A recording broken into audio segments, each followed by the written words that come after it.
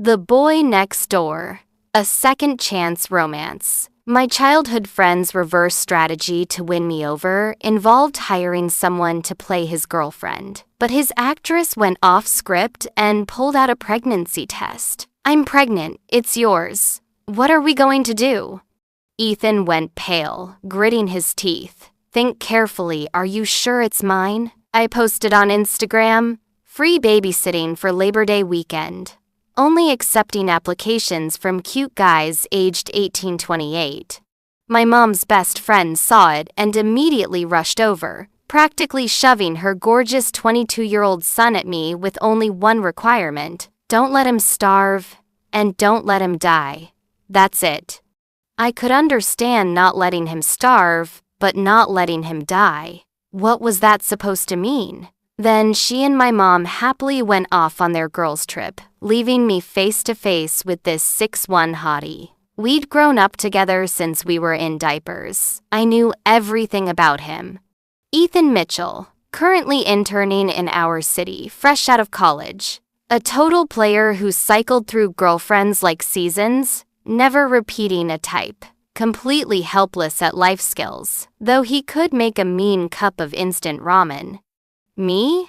I'm 2 years older and no saint myself. A lucky accountant who passed her CPA exam on pure luck, with a string of younger boyfriends. I had a weakness for the younger guy type.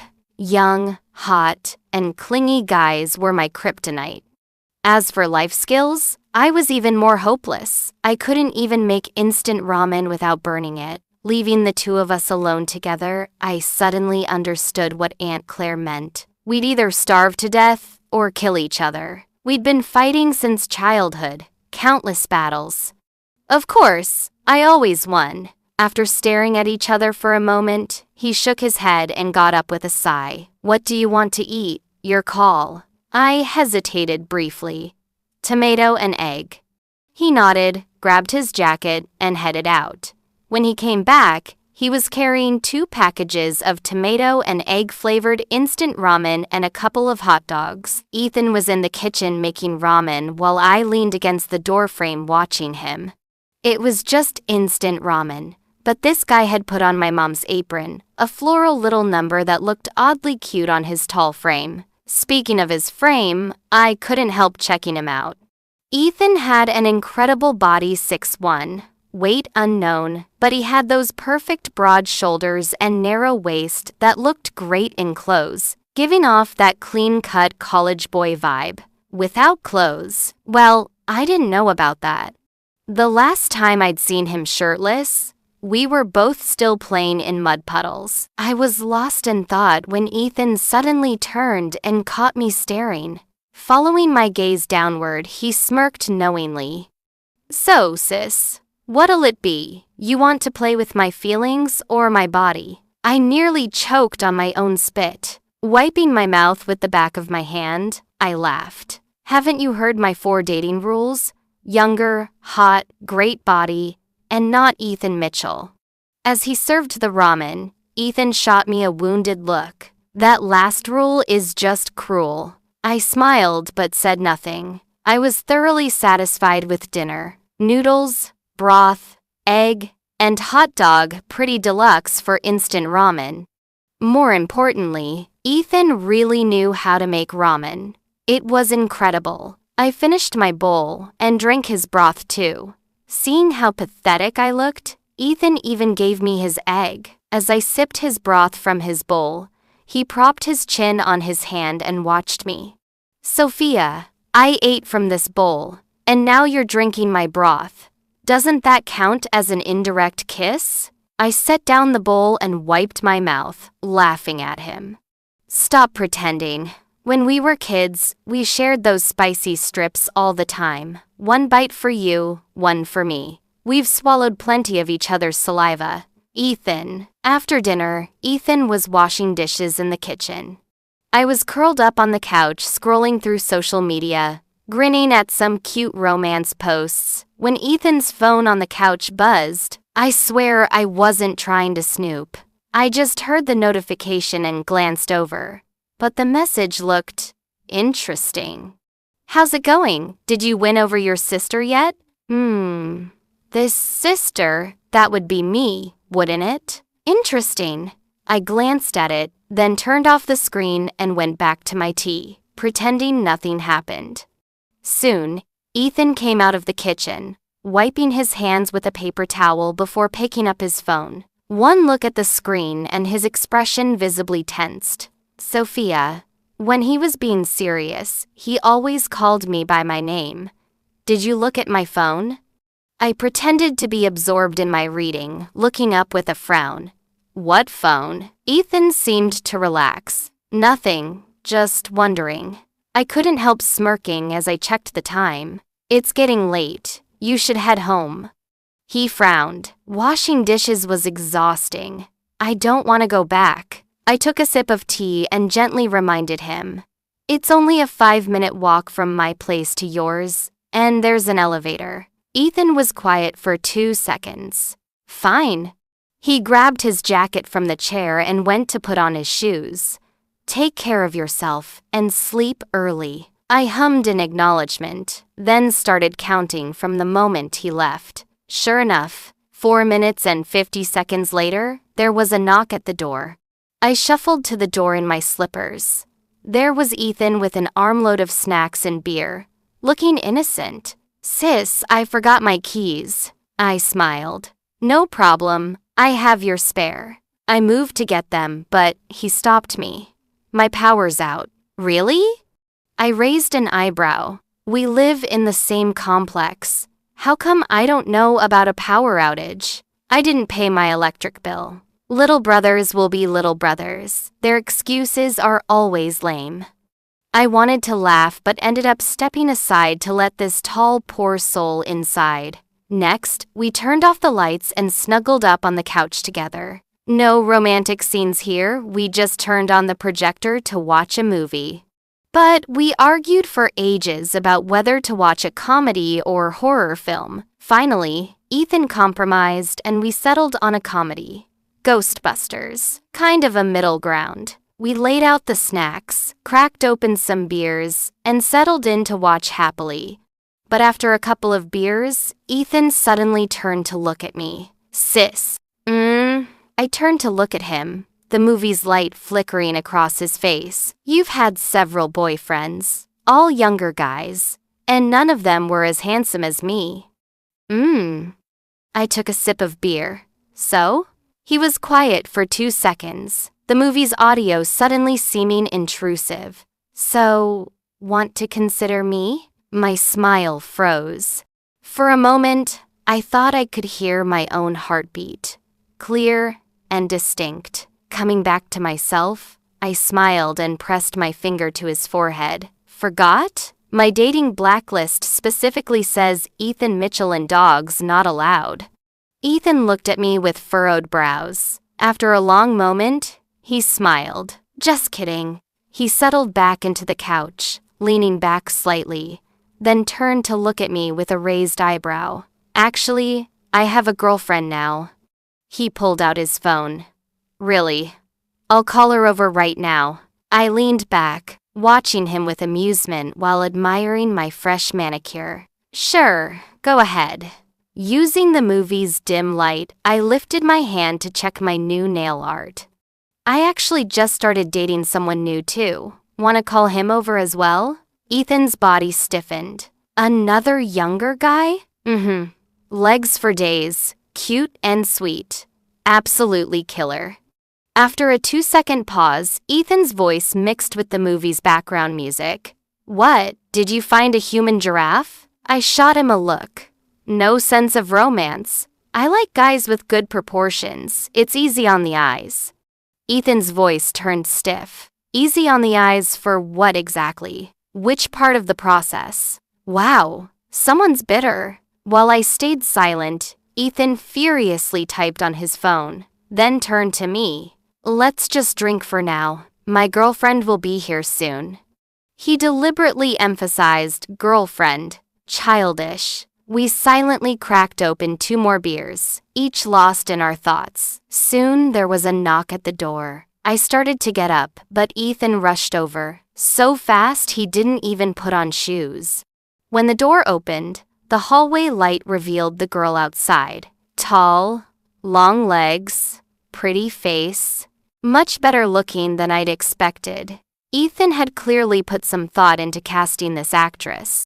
I wasn't stupid having seen that text. I knew his so-called girlfriend was just a ploy to make me jealous. The girl was very sweet, standing in the doorway and calling me sister. For a moment, I felt a bit disoriented. Women like young, good-looking guys. So men, probably. Like younger girls, too. With that slightly sour thought, I raised my beer can toward her. Come on, let's drink together. Ethan bent down to help her with her shoes, extremely attentive. After changing shoes, the girl walked over to the couch to look at me. Sister, I don't drink. I paused. No problem. There's orange juice in the fridge. I shuffled to the fridge in my slippers. These orange juices were ones Ethan usually bought and stocked there. He loved the stuff. Handing her the drink, the three of us sat on the couch watching the movie. The girl naturally leaned against Ethan's shoulder. I frowned and forced myself to look away. Really, the acting was pretty convincing. But young girls are just easily scared. She kept diving into Ethan's arms over Ghostbusters. This was my childhood comfort movie. Ethan seemed to enjoy it too, smiling as he gently patted her shoulder. I forced myself to focus on the movie, but my peripheral vision kept drifting to the two of them. Maybe watching them helped with drinking, because soon I had a row of empty cans in front of me. Feeling dizzy, I got up to use the bathroom. I splashed cold water on my face and stared at myself in the mirror, lost in thought. Even knowing this was all an act Ethan was putting on to provoke me, I still felt a tightness in my chest. Actually, childhood friends, a sweet and attractive younger guy who wouldn't be tempted? I just couldn't take that step. If my dad's spirit could see me corrupting Ethan, he'd probably crawl out of his grave to find me. I grabbed a face towel and carefully dried my face, then opened the door to leave. I was surprised to find the living room empty. Looking around, I went to the balcony. On the semi-enclosed balcony, Ethan and the girls seemed to be kissing. I paused, then walked to the edge of the balcony and crossed my arms to watch their performance. Ethan, I called out. The fake kissing is too obvious. From my angle, I could see everything clearly. Was this guy thinking he was in a movie, giving me some fake stage kiss? The two seemed startled and quickly separated. Ethan cleared his throat. Come on, the movie's almost over. He even took off his jacket and draped it over the girl's shoulders, smoothly changing the subject. Can't believe you're scared of Ghostbusters and you're a year older than me. This comment hit me like a brick. She was older than him? I suddenly turned around and saw, in the moonlight from the balcony, the lipstick smudged on Ethan's lips. So, the sister mentioned in that text wasn't me at all? While I stood there stunned, Ethan had already put his arm around his real sister and walked out of the balcony. I remained frozen in place, my feet seeming rooted to the ground, unable to move. I was bewildered, shocked, and felt like I was waking up from a dream. I'd been laughing at his childish tactics, but it wasn't him being childish, it was me overthinking everything. Lost in thought, Ethan suddenly turned around. His gaze swept over me and he smiled. Sophia, come back and drink. I responded and shuffled behind them in my slippers. I don't know why, but even though he'd always called me by my name, constantly following me around shouting Sophia when we were kids, today I found it particularly bothersome. During dinner, he'd called me sis, but the moment his girlfriend arrived, he immediately switched to Sophia. And we'd both dated before, but we'd never introduced our partners to each other. I'd never met any of his girlfriends, and he'd never met any of my younger boyfriends. This time was different, the movie continued, but I was distracted. That confident attitude I'd had earlier instantly evaporated. I clutched my beer can, feeling incredibly down.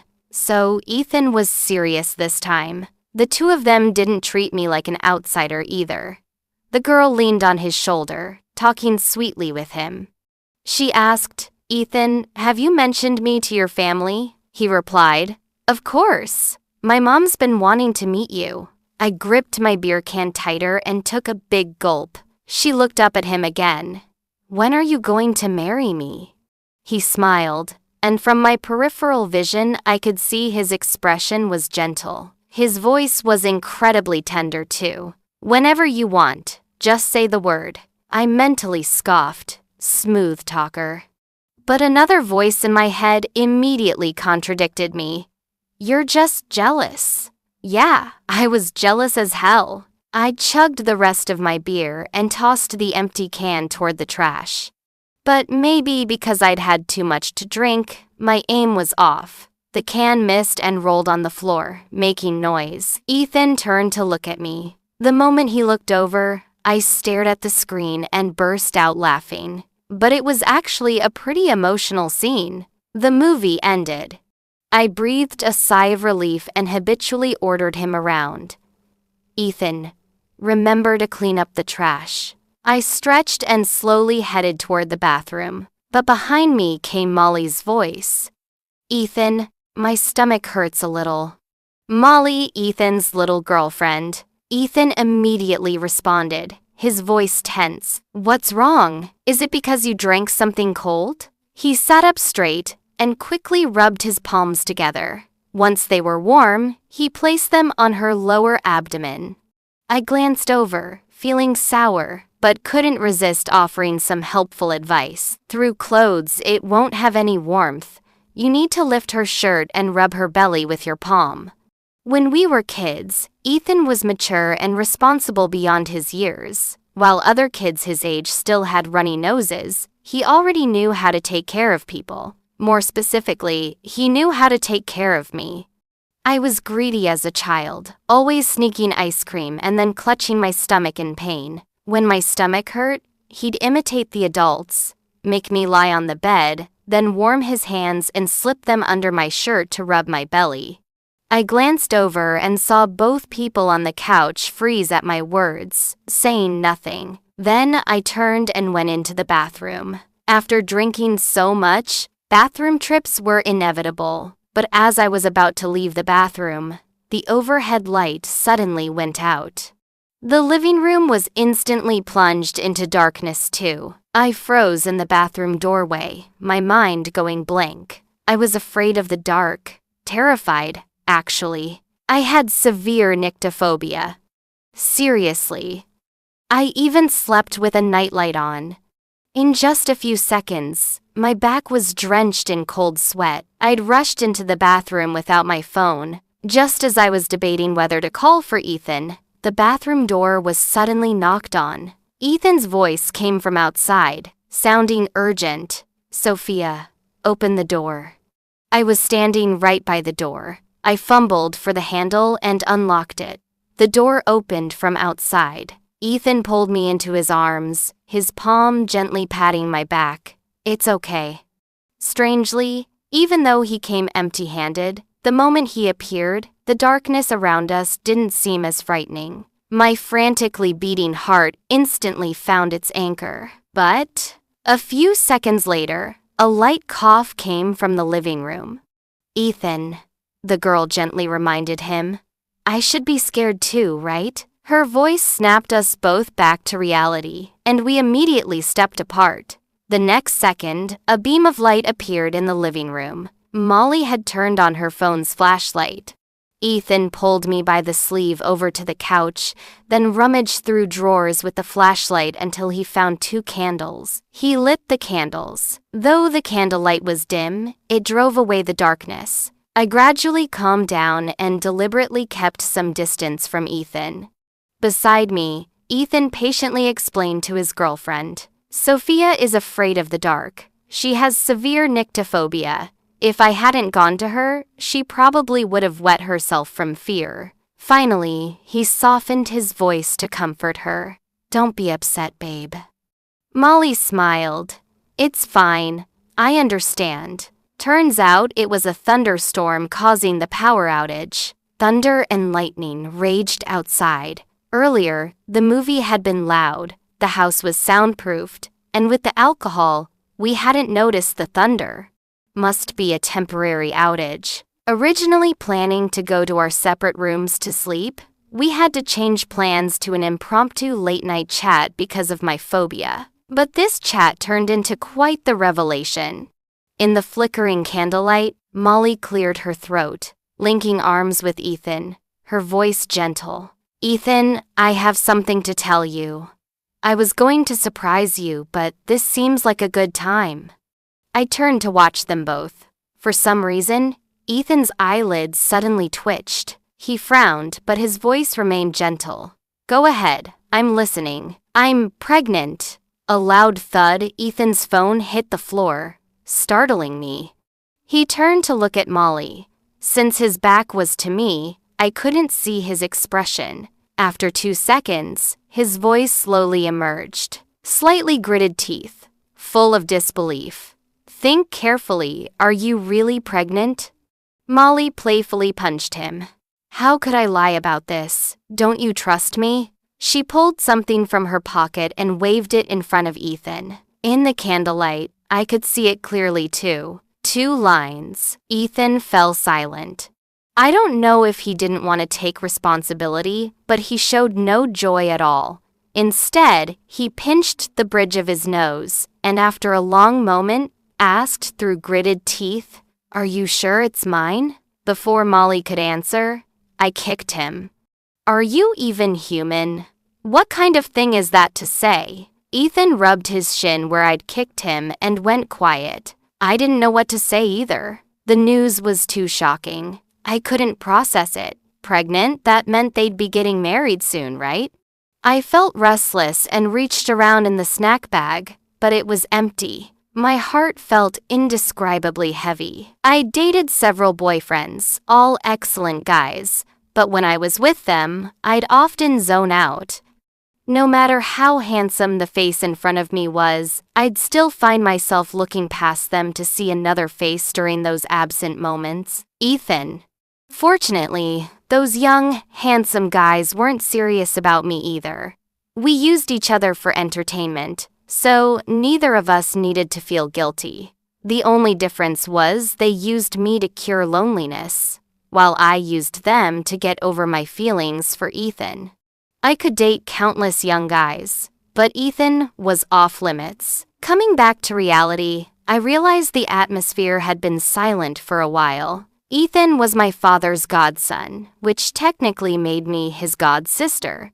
Worried that the girl might think Ethan wasn't planning to take responsibility, I, as his sister, had to break the silence first. Forcing down my heartache, I smiled and said, This is wonderful news. Aunt Claire will be thrilled when she finds out. I'll tell her first thing tomorrow morning. We'll sit down and talk about next steps. Ethan's a responsible guy. He's probably just too happy to speak. I secretly stepped on Ethan's foot. Molly smiled warmly and took his hand. Perfect. Let's meet tomorrow to discuss the wedding.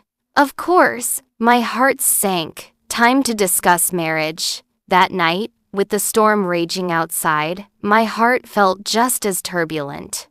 Maybe because I was too upset, or maybe because of the alcohol, I fell asleep on the couch without realizing it. When I woke up, I was lying on the couch covered with my pink blanket. Ethan was sitting on the carpet in front of the couch, looking down at his phone. It was already light out. I propped myself up on the couch and looked around, no sign of Molly. Where's your girlfriend? My voice was hoarse when I spoke, probably from getting too heated up. Ethan quickly turned around. She had something to do this morning and left early. I nodded and was about to go brush my teeth when I suddenly froze. Ethan had a faint red mark on his forehead that looked like lipstick. My gaze dropped to his hands. Sure enough, his right index finger had obvious lipstick residue, the same shade as the smudged lipstick on his lips last night, and only now did I vaguely remember. When Molly arrived last night, she wasn't wearing any lipstick. The smudged lipstick on Ethan's lips after their kiss on the balcony was something he'd applied himself for the act. Seeing my expression, Ethan followed my gaze and looked down. He froze instantly. Rubbing the lipstick off his finger, he tried to play it cool. Couldn't control myself last night. Accidentally smudged it. Still pretending. I'd felt so sour last night thinking he was really going to get married and have kids. Turns out it was all part of his scheme. Ethan was sitting on the floor in front of me, blocking my path. I nudged his lower back with my foot. Move. I need to use the bathroom. Ethan's body immediately tensed. Then he stiffly moved aside.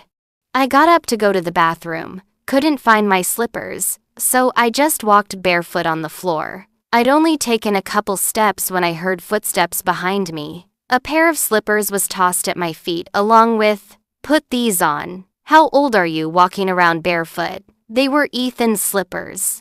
Since he often came over for meals, he had a lot of personal items at my place. His own hand towel, slippers, cup, etc. I glanced at them but didn't put them on, walking barefoot into the bathroom. Before closing the door, I said coolly, "Someone who's about to be a dad needs to avoid impropriety." Through the crack in the door, I saw Ethan's deflated expression. Kind of wanted to laugh. When I came out, I found Ethan rapidly typing on his phone. I walked over and deliberately sat on the far end of the couch. He was looking down, completely absorbed in his conversation, not noticing that his phone was still screen mirroring. He must have been watching movies on it late last night and forgot to disconnect. Now the screen across from us clearly showed his current chat. The contact was labeled Cousin, with a profile pic of a short-haired selfie that vaguely resembled Molly. Ethan was furiously typing. What the hell? Wasn't this supposed to be just acting to provoke her? Why did you have to bring a baby into it? Cousin, your approach was too amateur. If you're going to provoke, go big or go home. Ethan, it was more like a punch to the gut. I almost threw up last night. The cousin sent back a string of ha-ha-has, but Ethan was too distracted to read them. Because I'd leaned over and called him out. Ethan, your cousin looks suspiciously like a gender-neutral version of Molly. I pointed at the screen across from us. Ethan seemed to remember something and slowly looked up. The next moment, a very colorful expletive echoed through the room. Ethan quickly turned off the screen mirroring and stood up. I thought he was embarrassed after being caught and wanted to escape quickly, but he just paced around the living room a few times, then walked over to me. Placing his hands on either side of me, he trapped me on the couch. He looked down at me, his breath warm. Sophia, stop playing dumb. You know I like you. My little brother, 2 years younger, was making the first move. Actually, he didn't even need to say those words. Just that familiar face I knew down to my bones was enough to make my heart race. But I stared at him for a long time, then smiled. Pressing my finger to his chest, I gently pushed him away and reached for my water glass. The water was warm. Ethan, I told you last night I have a boyfriend. His brow furrowed. Another one of those casual fling guys. He paused, raising an eyebrow as if trying to look nonchalant.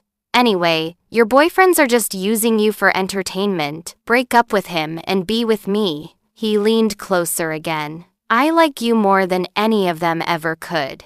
Sophia. He looked at me seriously, no longer calling me sis playfully like usual. I looked away and repeated, Ethan, I have a boyfriend. He stared at me for a long moment, then suddenly laughed. Boyfriend? The kind you break up with in 2 days? Or the kind who's just looking for a sugar mama? Or maybe the kind who wants to go to a hotel after one date and hold you all night without doing anything? Sis, those so-called boyfriends of yours don't count as an excuse. He sighed, seeming to calm down a bit, and sat beside me. His elbow brushed against my arm. Warm. I want to hear the truth. I don't believe you don't have feelings for me." The living room was completely silent. I could hear both our breathing and heartbeats. Then his voice came again. "You're still hung up on what happened back then, aren't you?" I didn't speak. I didn't know what to say. It was pointless to bring up something we both knew about. I was silent for a long time, then looked up at him. "Ethan, we should really just, Halfway through my sentence, he suddenly silenced me with his lips. This kiss came out of nowhere. I froze, staring at him wide-eyed. I should have pushed him away, but my hands were completely rigid, until he placed his palm over my eyes. His voice came out muffled. "Sophia, see? You say you don't like me, but your body is being honest." His words snapped me back to reality, and I shoved him away hard. My hand flew up almost instinctively and slapped him across the face. The sound was crisp and loud. "Ethan." I said his name quietly. "I told you anyone in this world can be my boyfriend. Beautiful or ugly, rich or poor, anyone. Just not you, Ethan Mitchell." He knew the reason. We both understood it perfectly, but we'd always tacitly agreed to play dumb and maintain our safe boundaries. I didn't know why he suddenly felt the need to break through that barrier, but he quickly gave me his answer. Maybe guessing what I was thinking, Ethan sighed. He stared straight ahead, the handprint on his face particularly visible. "But Sophia, I can't hold back anymore after all these years. I don't want to think about anything else. I just want to be with you." But I had to think about it. I couldn't forget. When Ethan was a college freshman, we were just discovering our feelings for each other. We understood our mutual attraction, and that barrier was about to be broken. That afternoon, downstairs at my building, just as Ethan was about to kiss me, my dad caught us. We had the biggest fight of our lives. The reason was simple. I thought he was old-fashioned and controlling, interfering too much and obstructing our freedom to love. He disagreed with me and Ethan being together. He was furious. He told me I could be with anyone in the world, just not Ethan. That day, he got an emergency call and had to rush to base. We parted on bad terms, and then he died in a car accident. On his deathbed, he gripped my hand and told me to treat Ethan like a real brother and take care of him. I didn't know what he meant by that, whether he was telling me to treat him like a brother or warning me not to have any improper thoughts about him. I didn't know. Because my dad died right after saying those words, the barrier between Ethan and me was never broken. Later, I dated my string of younger guys while he had his girlfriends. We were both aware of the situation but maintained our tacit understanding, never mentioning it. Until today, when the silence was broken. Today, Ethan and I parted on bad terms. He stormed out, but just as he opened the door, he ran into two people outside. My mom and Aunt Claire. They came in with their bags, completely oblivious to the tension in the air. As soon as she entered, my mom started describing how crowded the roads were, how many people there were, and how boring they found it, so they decided to come back early. I nodded without responding. When I looked up again, I realized Ethan had already left. But these two didn't notice our conflict at all. They happily went into my mom's bedroom to try on their new clothes. I stood in front of my father's portrait, lost in thought. That evening, I was lying in bed, unable to sleep, when my door was suddenly knocked on. My mom's voice came through the darkness, very soft. "Can I come in?" I responded, my voice thick with emotion. Since it was just the two of us at home, I didn't have the habit of locking my door. My mom pushed it open. I thought she needed something, but she just pulled back the covers and lay down next to me. Smelling her familiar scent, my restless heart settled somewhat. The room had a small nightlight on, casting a warm yellow glow. My mom turned to look at me, her voice gentle. "Sweetie, you still like Ethan, don't you?" I was stunned. This question left me speechless, but my mom didn't seem to need an answer. She'd always been a gentle person. Patting my shoulder, she said softly, "You and your father are both so stubborn. Actually, your dad was just being reactive. If you and Ethan truly love each other and are happy together, he'd be happy for you both, even in the afterlife." I didn't know what to say. My mom was right. Dad was stubborn, and I took after him. We were both the type to stick to one path until the very end. Back then, Dad had been so determined to break us up that I'd even wondered if he and Aunt Claire had some romantic history, and if Ethan and I were actually half-siblings with the same father. But the truth wasn't that dramatic, though it was equally complicated. Dad and Aunt Claire were completely innocent. It was just that Ethan's father loved power and was extremely controlling. After Ethan started college, he'd already arranged a marriage for him. The girl was his boss's daughter. She had an excellent background, and she'd been in love with Ethan for years. Ethan's father had used this opportunity to build connections, convincing his boss to agree to the match. The plan was for them to get to know each other, then get engaged, and marry after graduation.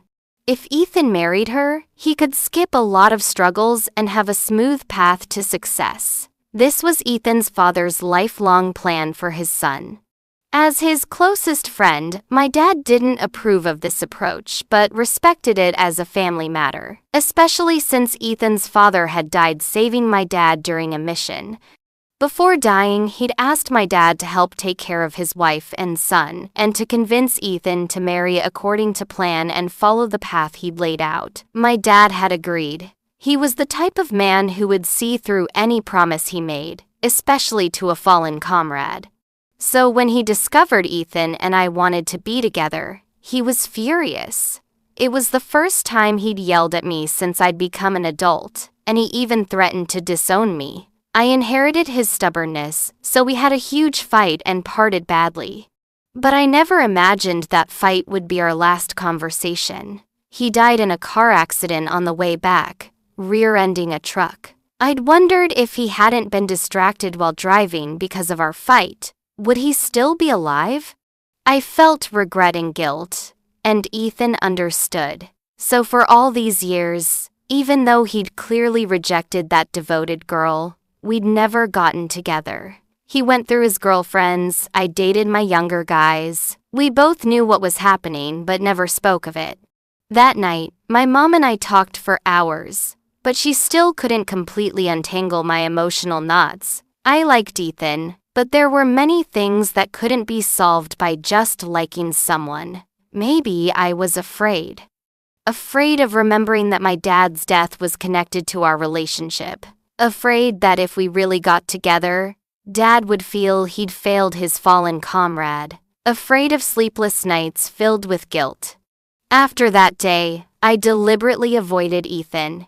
He called me several times, but I didn't answer. Knowing he'd come looking for me, I temporarily moved to my company's dormitory. Until one day after work, he cornered me downstairs.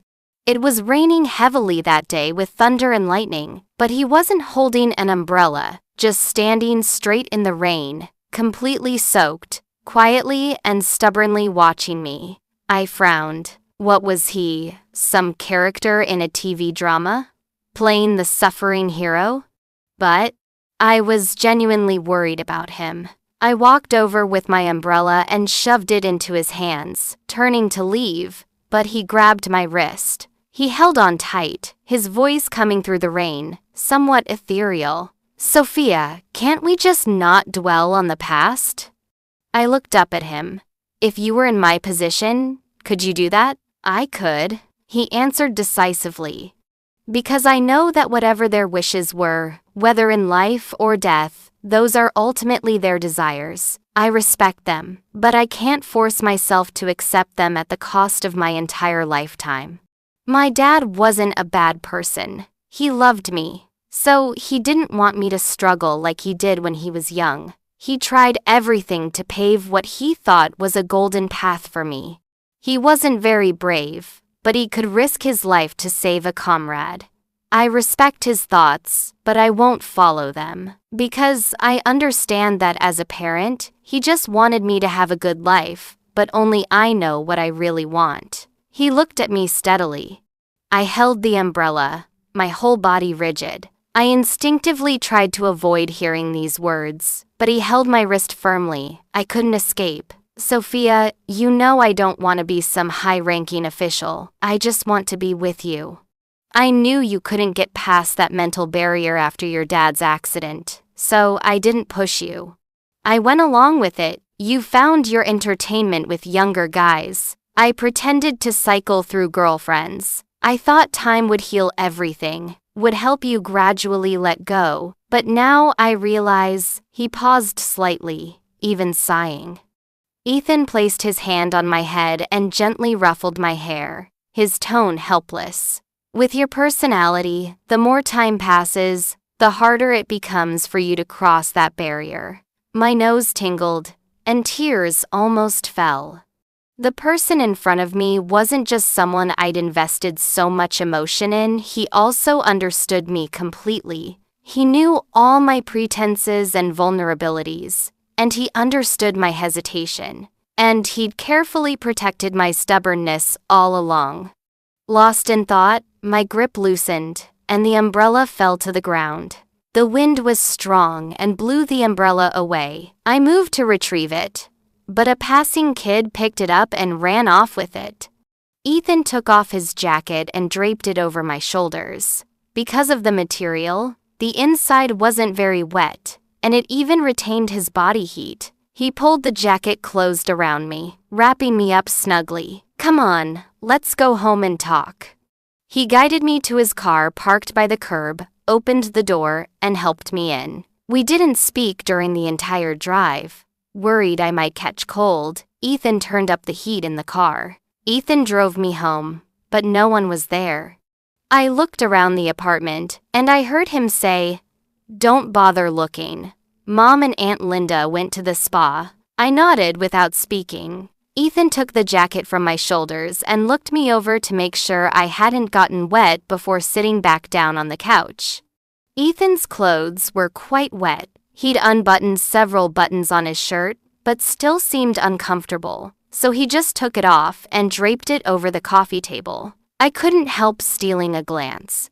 After looking, I couldn't help mentally tracing those lines again, then blushed and mocked myself. Such a hypocrite, saying we couldn't be together while secretly enjoying the view. After a while, I heard the sound of a lighter in the room. I turned to see Ethan sitting on the couch, leaning forward slightly, lighting a cigarette. I stared at him in shock. Ethan had always hated the smell of smoke. When had he started smoking? One cigarette burned down almost completely. I walked to the couch and picked up his shirt from the coffee table, planning to wash it in the bathroom, but he suddenly grabbed me. Even though he was 2 years younger, his strength was considerable. He pulled me down beside him. Sis. He stubbed out the cigarette in a half-empty water bottle, then leaned over to hug me. But he wasn't wearing a shirt. I went rigid, not daring to move. In my ear, his breathing grew heavier, and only then, in the unventilated living room, did I catch the faint smell of alcohol on him. He'd been drinking. "Forget the past," he whispered in my ear. "If people really do have awareness after death, I believe my dad and your dad just want us to be happy. But those ex-boyfriends of yours can't make you truly happy, and I can't be with anyone else either." I didn't speak. In the moment of silence, he suddenly let go and sat up straight to look at me. "Sophia, if something happened to me today and you were waiting outside the emergency room, would you regret it?" I froze. Coming back to myself, I quickly reached up to cover his mouth. "Don't say things like that. I'm not being superstitious." He looked serious, holding my wrist with one hand and looking at me steadily. Maybe infected by his seriousness, I seriously imagined the scenario. If Ethan had an accident and I was waiting outside the emergency room, bright lights inside, but the people outside would have their hearts suspended in uncertainty. Even knowing it was just imagination, that sense of despair still threatened to drown me. I thought I would be terrified, would cry uncontrollably, would regret everything. I came back to myself and looked at Ethan's face. Even knowing he was perfectly fine, I still felt short of breath, but he looked at me quietly, seemingly waiting for my response. I nodded and forced myself to speak as calmly as possible. Yes. Yes, I would regret it. I would regret everything. He sighed, then smiled. People only live once. Why do things that make you regret them? Ethan reached out and pinched my cheek, sighing softly. Life already has too many regrets. Since you know you'd regret it, don't leave either of us with any more, okay? Okay? I wanted to say okay, but the image of my dad gripping my hand before he died, telling me to treat Ethan like a real brother, appeared before my eyes. I couldn't speak. Ethan waited for my response, but I remained silent. I watched the light in his eyes gradually dim. Then he said nothing, picked up his jacket from the coffee table, turned, and slowly walked away. Before leaving, he still reminded me to sleep early and remember to lock the door. I thought he must be very disappointed in me for my indecision. I was disappointed in myself too. That night, I tossed and turned, finally falling asleep very late. But I was woken up in the middle of the night by someone shaking me. It was my mom. She looked panicked as she pulled me out of bed. Something terrible happened. Ethan took sleeping pills and tried to kill himself. I woke up groggily, but was shocked by her words. What? My mom urgently repeated, Ethan, he. But before she could finish, I was already running out. Behind me, I could vaguely hear my mom calling, Child, put on shoes, get a jacket. My mind went blank. In my half-awake state, my mom's words kept echoing in my head. Ethan tried to kill himself? Ethan tried to kill himself. I suddenly remembered his question today. If he had an accident, would I regret it? My nose stung, and my vision was instantly blurred by tears. I didn't know what I stepped on, but I tripped and fell, but I didn't seem to feel any pain. I stumbled to Ethan's house, not even having time to knock. When I tried to input the door code, my hands were shaking. I got it wrong twice before Aunt Claire came to open the door. Sophia, Ethan, he. Before Aunt Claire could finish, I'd already run into Ethan's room. The room was dark. Ethan lay quietly on the bed, and by the moonlight from the window, I could see the empty bottle of sleeping pills on the table. It was completely empty. My heart was instantly squeezed by an invisible hand, making it impossible to breathe.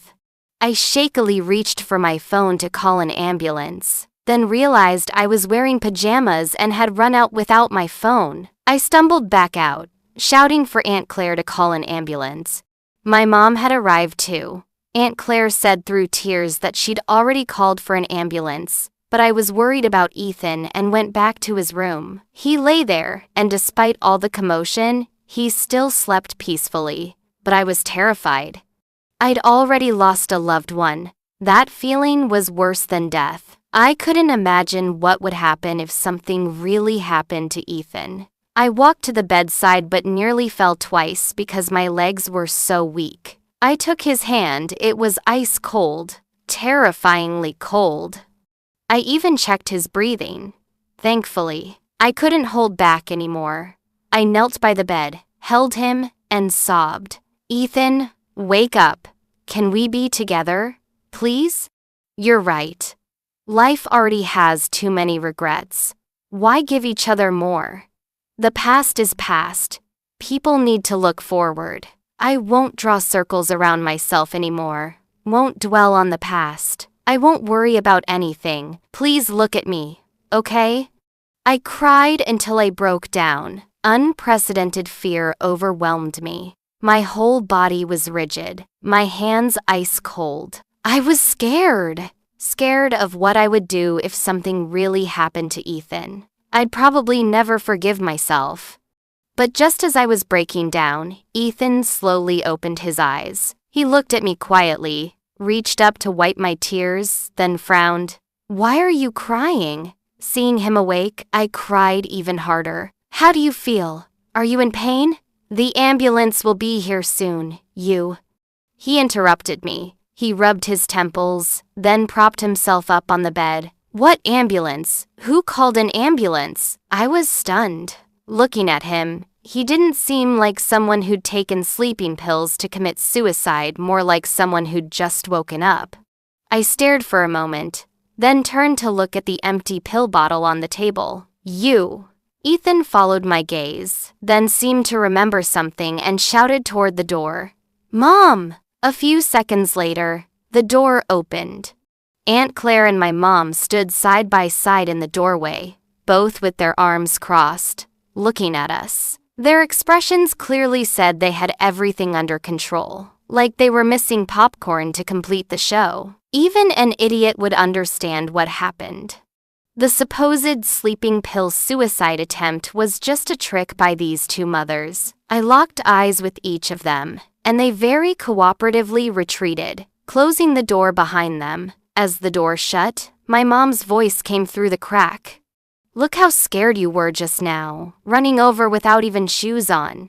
If you're so worried about him, what's there to talk about?" The door closed firmly, leaving just Ethan and me. He looked down and lifted my legs, making me gasp as he raised both my feet. Looking them over, he immediately frowned. "You came out without shoes?" I stared blankly at my legs. I forgot. I really had forgotten. God knows how panicked I'd been. I'd been so rushed I forgot to put on a jacket, let alone shoes. Even though we lived in the same complex, it was still 2 buildings away. I'd run over barefoot. Ethan sighed and got up to find medicine for me. "Don't you even feel pain?" His tone was scolding, but when he looked down at my feet, his eyes were full of concern. "Ethan." I called his name softly, still not fully recovered, staring directly at his face. He looked up at me, naturally meeting my gaze. "Were you sleeping that deeply?" I suspected he'd been pretending to sleep, conspiring with my mom and them to trick me. Ethan was smart. He immediately guessed what I was thinking, so he held the medicine in one hand and pressed his other hand to my forehead. "I really did take sleeping pills, just fell into a deep sleep." That sentence made my heart jump again. "Don't worry, normal dosage. I've been having trouble sleeping lately because of stress, so I've been using medication to help." I relaxed again. "I see." The room was very quiet. Ethan looked down, carefully applying medicine to my feet. I watched him quietly, my heart gradually filling up. Thank goodness. At least it didn't become a regret. I was lost in thought when Ethan suddenly looked up at me. "Sis, I heard everything you said just now." I froze. "That."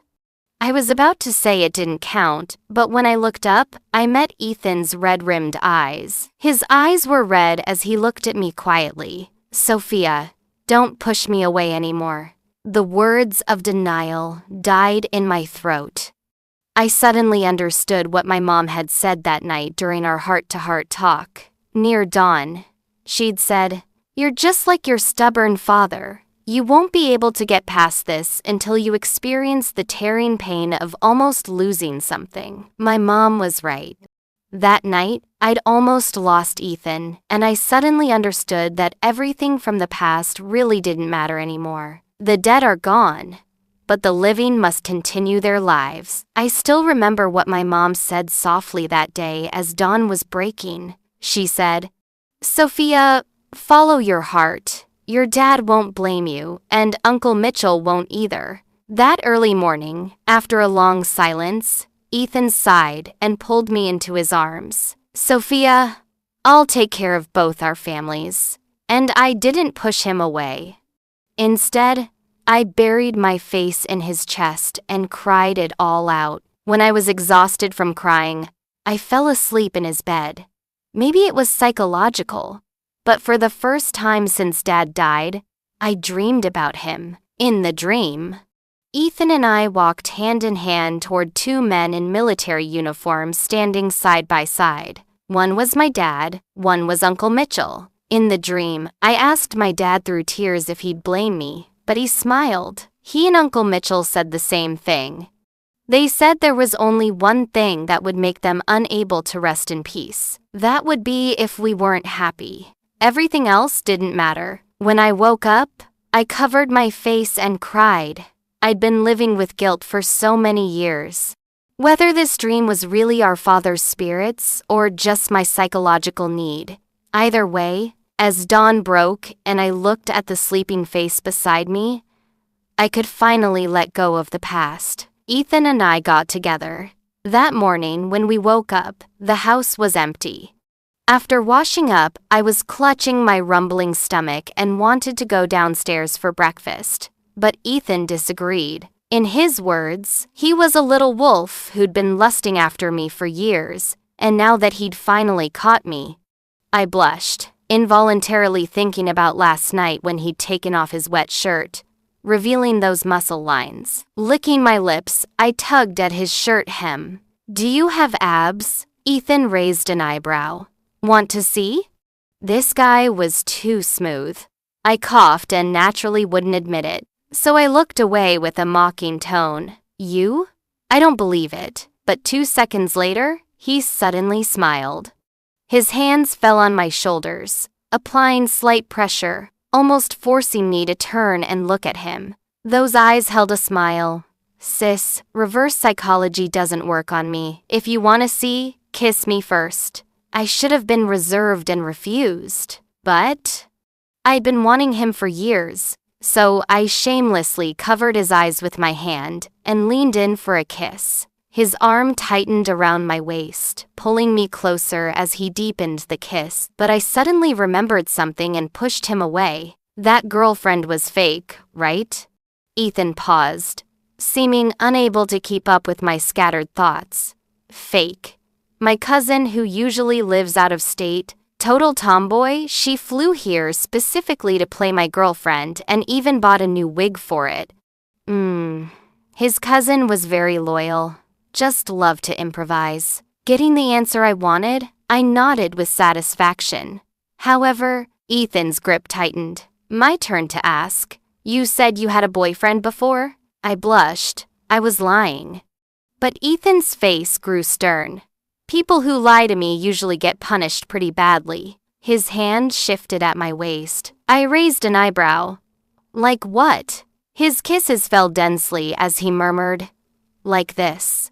Before he could finish, we were interrupted by an unexpected intrusion. The storage room door suddenly opened without warning, and 2 figures tumbled out. Complete silence. Ethan and I looked at each other, and I quickly moved away from his embrace. The 2 mothers who'd been hiding in the storage room eavesdropping climbed to their feet and, in this supremely awkward atmosphere, calmly chatted about beauty treatments as they walked past us. "How was that place yesterday?" "Not bad. Should we go get facelifts?" Then they walked out the door, leaving Ethan and me staring at each other. After a long moment, Ethan sighed and kissed me once more in frustration, his tone helpless. "What do you want to eat?" I smiled. "Tomato and egg." He picked up 2 packages of tomato and egg-flavored instant ramen and headed to the kitchen. Soon, the delicious smell of noodles wafted from the kitchen. I leaned against the kitchen door frame watching him. This ending came a little late, but it was just right. Ethan was right. Since life already has too many regrets, why leave each other with more? The end. Epilogue. 6 months later. Ethan and I got married 6 months later in a small ceremony with just our families and closest friends. As we exchanged vows, I could swear I felt my dad's approval in the warm spring breeze. Ethan kept his promise about taking care of both families. He got a promotion at his company, and we bought a house big enough for Sunday dinners with both our moms, who had become even thicker as thieves since their successful matchmaking scheme. And yes, he definitely had abs, but that's a story for another time.